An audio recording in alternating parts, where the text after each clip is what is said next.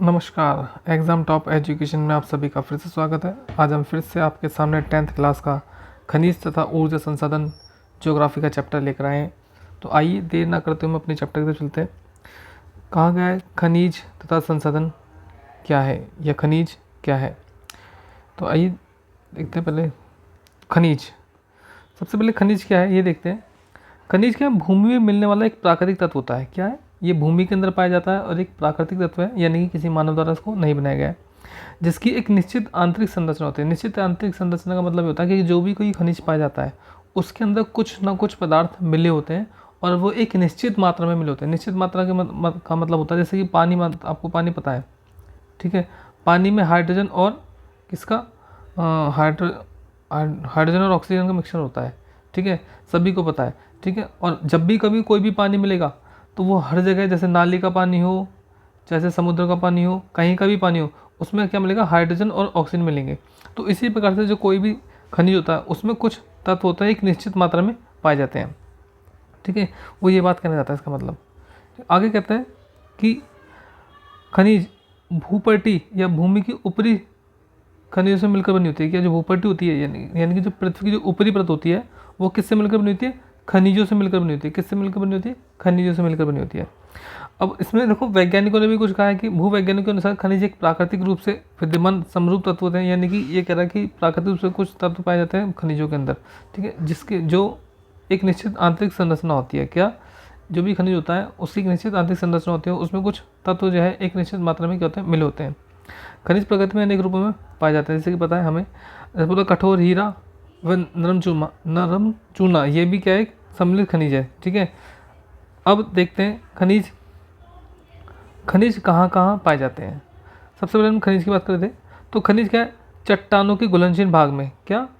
चट्टानों के घुलनशील भाग में पाया जाता है। कई बार हमने देखा है कि चट्टान, जब बारिश वर्षा आती है, पानी कहीं से बहकर जाता है तो चट्टानों का जो निचला पार्ट होता है क्या पृथ्वी पानी से बहता हुआ चले जाता है, और बहने के साथ साथ वो कहीं जाके क्या होता है? डिपॉजिट हो जाता है, यानी कि इकट्ठा होता है। तो उन पार्ट में जो इकट्ठा पार्ट होता है, जो चट्टानों का जो घुलनशील पार्ट इकट्ठा होता है कहीं भी, वहाँ पर क्या आता है? खनिज विद्यमान हो जाते हैं, यानी कि उनमें क्या खनिज आकर मिल जाता है, क्योंकि जो चट्टान है उन चट्टानों में क्या खनिज पाया जाता है। आगे कहते हैं कि जो खनिज होते हैं वो कायांतरित और आग्नेय में भी पाए जाते हैं। किसमें पाए जाते हैं? कायांतरित और आग्नेय शैलों के चट्टानों में पाए जाते हैं। ये बोला कि खासकर इनकी दरारों में, क्या? खासकर इनकी जो कायांतरित चट्टानें होती है या आग्नेय शैल होती है उनकी, या बोल सकते हैं कायांतरित शैल बोलो या फिर आग्नेय शैल बोलो, शैल को जो चट्टानें ही बोल दिया जाता है। तो कायांतरित हो या आग्नेय शैल हो, इनकी दरारों के अंदर मिलते हैं क्या? खनिज मिलते हैं। भूमि से निकले ठंडे, अब क्या कर रहा है कि देखो ये जो कायांतरित जो जो ये होता है खनिज, क्या होता है? कभी आपने देखा होगा लावा वगैरह देखा होगा, यानी कि जो जो ज्वालामुखी होता है, ज्वालामुखी में से लावा वगैरह निकलता है, तो क्या होता है? भूमि पर निकल कर आता है। तो भूमि पर निकल कर आ जाता है तो क्या होता है? भूमि पर आके क्या होता है? सेट हो जाता है, यानी कि ठंडा होता है, ठंडा होकर क्या होता है? जम जाता है, ठीक है। और ये क्या, जो शैलों की दरारों में या कायांतरित और आग्नेय शैलों की दरारों में जाकर क्या हो जाता है? बढ़ जाता है, ठीक है, और ठंडा हो जाता है। तो इसलिए हम कहते हैं कि खनिज का मिलता है कायांतरित और आग्नेय शैलों की दरारों में पाया जाता है। अब बोलता है कि अपसादी चट्टानों की परतों में, जो अपसादी चट्टानें होती हैं, जो क्या होती है? अपसादी चट्टानें होती हैं, उन अपसादी चट्टानों के परतों में भी क्या पाया जाता है? खनिज पाया जाता है। वैसे हमें पता है कि शैल कितने प्रकार होती है? कायांतरित, आग्नेय और अपसादी। तो इन 3 प्रकार की शैल होती है। इन तीनों प्रकार की शैलों में क्या मिलता है? खनिज मिलते हैं। और अपसादी चट्टानों की परत होती है, परत जैसे मतलब ये परत होगी, ये ऐसे ऐसे, ठीक है, एक के ऊपर एक डिपॉजिट होती है। तो इन परतों में क्या पाया जाता है? खनिज पाए जाते हैं।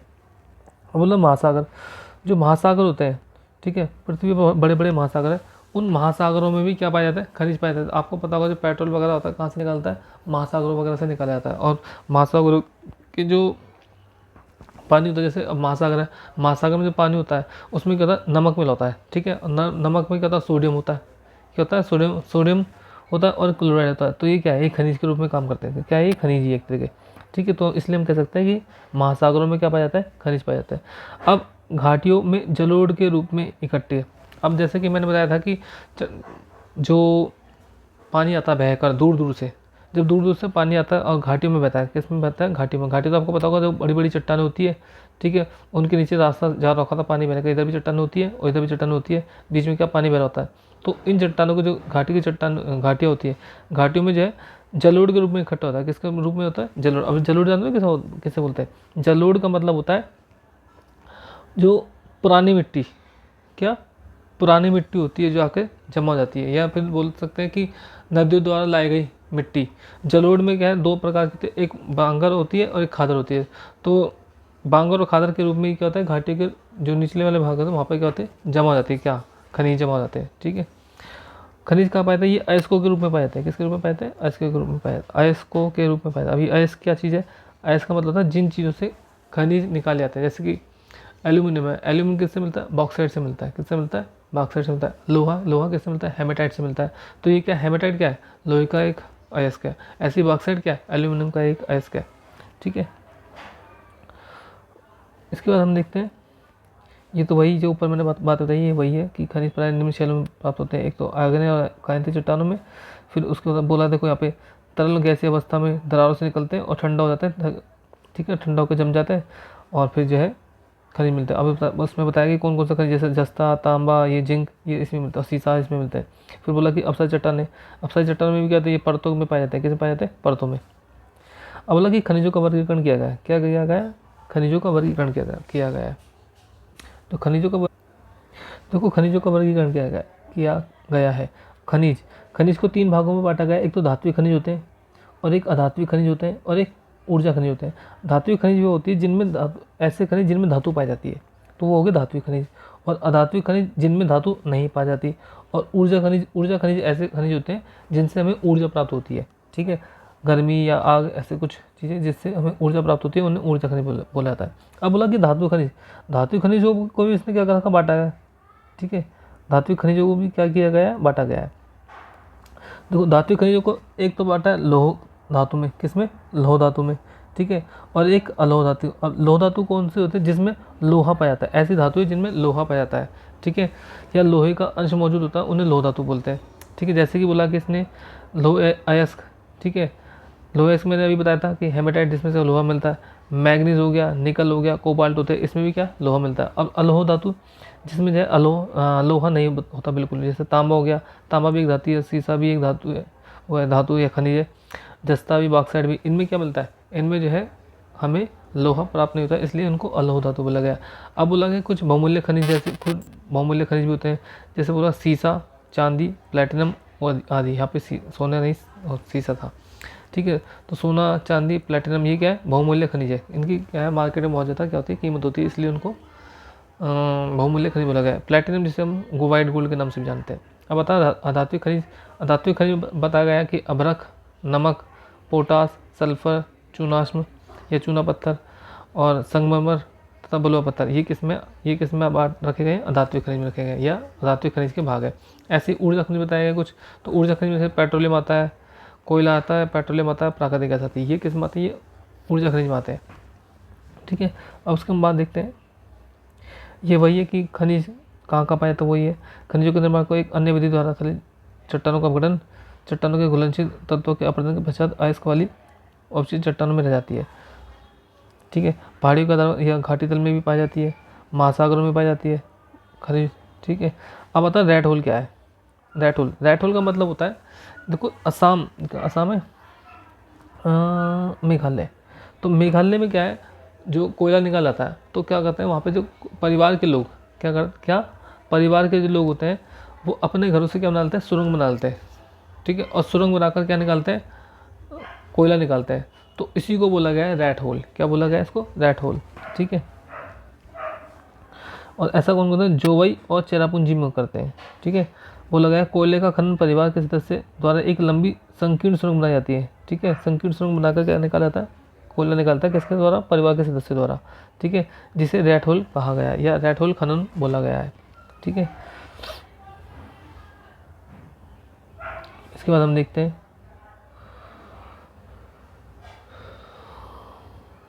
अब देखो लोह अयस्क के बारे में बात करते हैं। लोह अयस्क, ठीक है, लोह एक अयस्क क्या है, एक आधारभूत खनिज है। आज से आधारभूत खनिज क्यों बोला गया है, इसे आधारभूत खनिज इसलिए बोला गया है कि जो इससे क्या मिलता है, लोहा मिलता है। और लोहा जो है देश के कई साधनों में काम आता है, फैक्ट्रियों को लगाने में काम आता है, घर की चीज़ें बनाने में काम आता है, औद्योगिकरण में इसका बहुत बड़ा योगदान है। और किसी भी उद्योग को पनपने के लिए लोहे की बहुत अधिक लोहे की आवश्यकता होती है, इसलिए क्या बोला गया, आधारभूत खनिज बोला गया। विकास की रीढ़ है, औद्योगिक विकास की क्या रीढ़ है।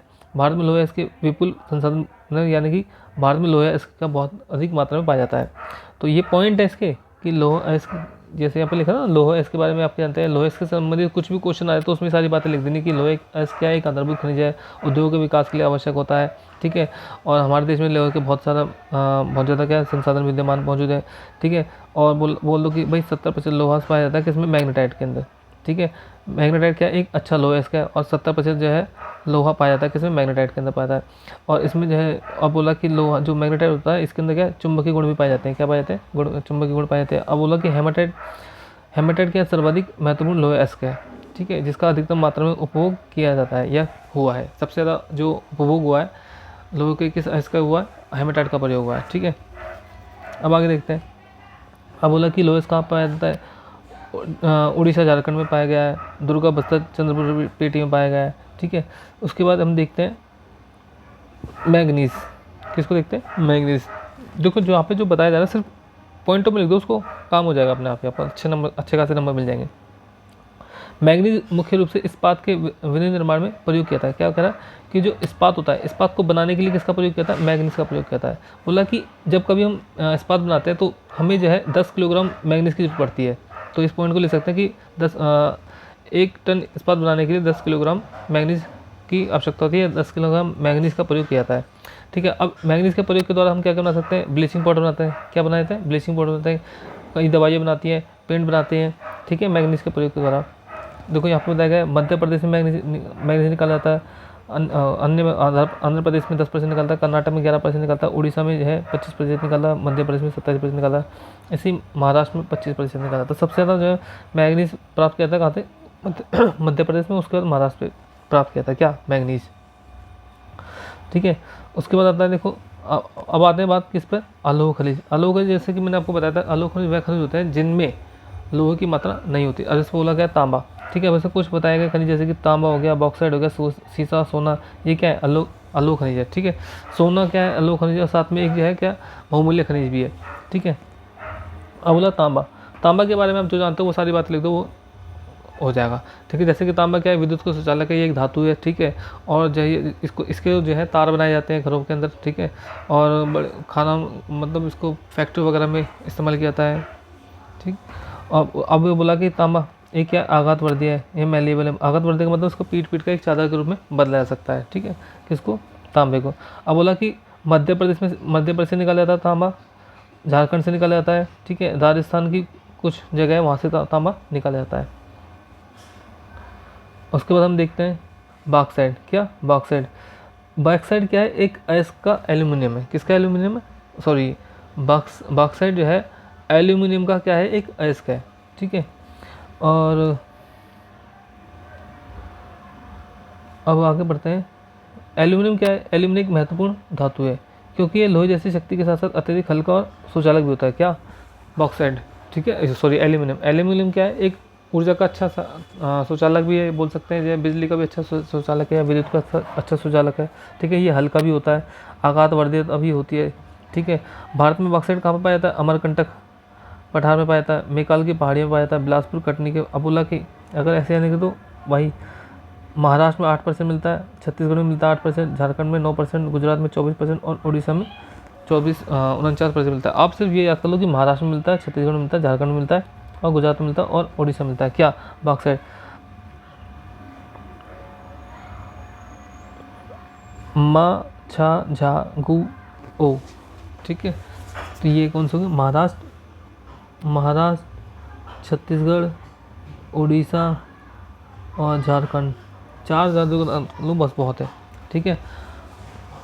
मोजाछा, तो इन राज्यों में क्या पाया जाता है, बॉक्साइट पाया जाता है। इसके बाद हम देखते हैं क्या, अभ्रक, ठीक है, अभ्रक है अत्यधिक अधात्विक खनिज। किसकी बात करेंगे, अब अधात्विक खनिज की बात करेंगे। अधात्विक खनिज में तुमको बताया था ऐसे खनिज जिनमें धातु नहीं पाई जाती, तो अभ्रक बताया गया है, ठीक है। अभ्रक एक ऐसा खनिज है जो प्लेटों अथवा पतरण क्रम में पाया जाता है, यानी कि मतलब परतों के रूप में पाया जाता है। क्या, अभ्रक क्या है, ये बिजली का सुचालक नहीं होता। क्या, बिजली का सुचालक नहीं होता। आपने देखो प्रेस देखी, प्रेस में एक जो है फिलामेंट लगा होता है, जिससे कि वजह से प्रेस के जो निचला हिस्सा होता है या लोहा होता है उसमें करंट नहीं आता, उसके लिए क्या लगाया जाता है, अभ्रक ही लगाया जाता है, ठीक है। तो इसकी जो परतें क्या होती है, बहुत ही ज़्यादा महीन होती है, यानी पतली पतली हो सकती है, ठीक है। अब जो अभ्रक होता है वो कैसा होता है, पारदर्शी भी होता है, काले रंग का भी होता है, हरे रंग का भी होता है, लाल पीले भूरे रंग का भी होता है। ठीक है। ये विद्युत का क्या था, सुचालक नहीं होता। ठीक है। और जो है तापमान को अधिक सहन कर सकता है। इसमें उच्च वोल्टेज या प्रतिरोधकता होती है, किसके अंदर, अभ्रक के अंदर। अब बोला कि अभ्रक कहाँ पाया था, छोटा नागपुर पठार में पाया था, बिहार झारखंड में पाया जाता है। ठीक है। और राजस्थान में पाया जाता है, और आंध्र प्रदेश में पाया जाता है। तो यही लिख देना कि आपको ये पॉइंट लिख देने अभ्रक के बारे में, बस हो गया आपका आंसर। अब हम बात करते हैं चूना पत्थर के विषय में।